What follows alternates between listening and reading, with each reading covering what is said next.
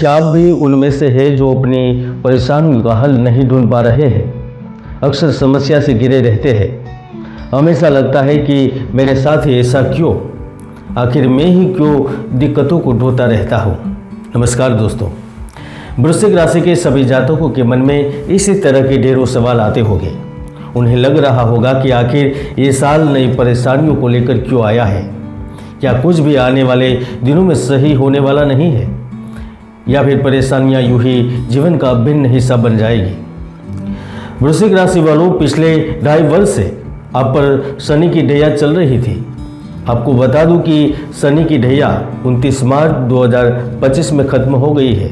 लेकिन दोस्तों, जब शनि की ढैया शुरू होती है तो जीवन में कई तरह की परेशानियों का सिलसिला भी चलने लगता है। आपके साथ भी कुछ ऐसा ही हो रहा था। 2.5 साल बीतने के बाद भी परेशानियां रुकने का नाम नहीं ले रही थी। जिंदगी की ये परेशानियां किसी 1 या 2 हिस्सों में नहीं है, बल्कि वृश्चिक राशि के कुछ लोगों की नौकरी गई, कुछ लोगों को व्यापार पूरी तरह ठप हो गया, कुछ लोगों को पैसे की तंगी का सामना करना पड़ा। दिक्कतें यही नहीं रुकी, वृश्चिक राशि के कुछ लोगों को सामाजिक स्तर पर भी तकलीफों का सामना करना पड़ा। वृश्चिक राशि के जातकों के मन में यह सवाल अवश्य बार बार आ रहा होगा कि आपकी इन परेशानियों का सिलसिला कब खत्म होगा।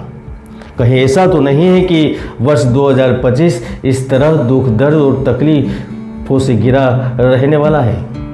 दोस्तों, आपके इसी तरह के तमाम सवालों के जवाब लेकर मैं आज इस वीडियो में आया हूँ।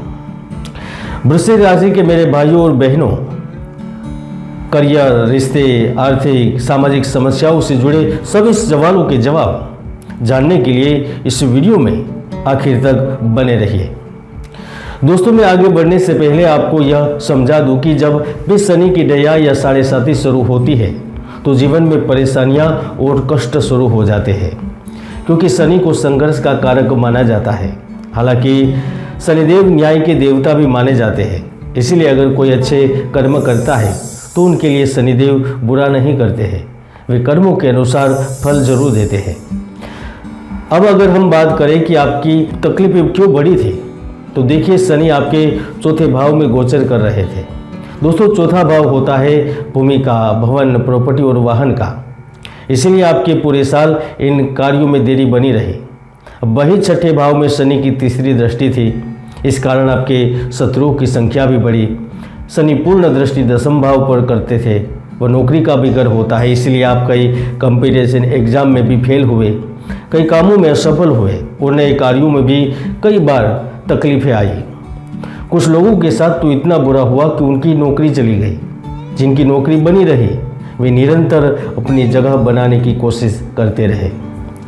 दोस्तों, आपके जीवन के कष्टों का आपकी मानसिक स्वास्थ्य पर भी गहरा प्रभाव पड़ा, और यह सब शनि की नज़र 10वें भाव में होने के कारण होता रहा। हालांकि शनि की ढैया तो अब समाप्त हो गई है। 29 मार्च को ही शनि ने अपनी चाल बदली, लेकिन अभी भी कई वृश्चिक राशि के जातकों के जीवन में विशेष बदलाव नहीं आया है। आपके मन में बार बार यही सवाल आ रहा होगा कि आखिर ऐसा क्यों हो रहा है, खासकर इस साल की शुरुआत से परेशानियां दुगनी क्यों हो गई है। दोस्तों, इसके पीछे का कारण है कि आपकी राशि का स्वामी ग्रह मंगल है। आपको बता दें कि मंगल आपके लग्न और छठे भाव के मालिक है। दोस्तों, मंगल का छठे भाव का मालिक होने का मतलब होता है कि वह आपके कॉन्फिडेंस, स्वास्थ्य, नए अवसर, नौकरी और ऋणों के मालिक है। इस वर्ष की शुरुआत से ही मंगल कर्क राशि के 9वें भाव में नीच राशि में गोचर कर रहे हैं, जो कि बीच में अष्टम राशि में आए और अब पुनः कर्क राशि में विराजमान है। ये लंबे समय तक इस राशि में बने रहने वाले हैं। दोस्तों, आपकी राशि के मुख्य ग्रह सही स्थिति में नहीं होने के कारण ही आपके जीवन में परेशानियों का अंबार लगा हुआ है। आपकी राशि के मालिक मंगल के ही कारण आपका स्वास्थ्य पर भी बुरा प्रभाव पड़ा। न चाहते हुए आलस बढ़ रही है, कॉन्फिडेंस लो हो रहा है। असल में दोस्तों, 6 जून 2025 तक मंगल कर्क राशि में गोचर करने वाले हैं। इसके पहले तक आपकी स्थिति में सुधार होने की गुंजाइश बहुत कम है। आप इस तरह की परेशानियों से जूझ सकते हैं, घिरे रह सकते हैं और कर्म का फल भी बहुत कम मिलने वाला है। दोस्तों, जब राशि के मालिक नीच राशि में होते हैं तो जीवन में न चाहते हुए भी नकारात्मक प्रभाव देखने को मिलते ही मिलते हैं। आप इसे यूँ समझ लीजिए कि आपकी राशि की स्थिति 6 जून 2025 तक सही नहीं रहेगी।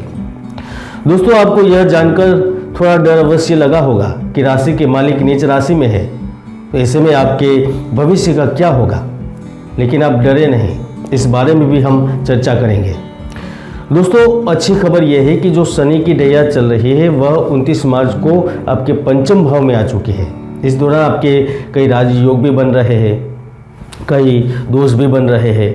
लेकिन शनि 1 डिग्री में गोचर कर रहे हैं और राहु 2 डिग्री में गोचर कर रहे हैं। दोनों में 1 डिग्री का फर्क है। ऐसे में इसका असर आपके स्वभाव पर भी होगा। इसकी वजह से शिक्षा, व्यवहार आदि जगह पर स्थितियाँ बदलेगी। कामकाज करने में भी कुछ समस्याओं का सामना होगा।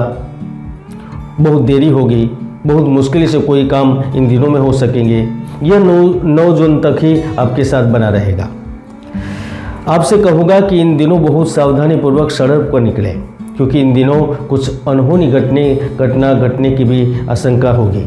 चोट या एक्सीडेंट हो सकता है, यहाँ तक कि झगड़े आदि भी आपके साथ हो सकते हैं।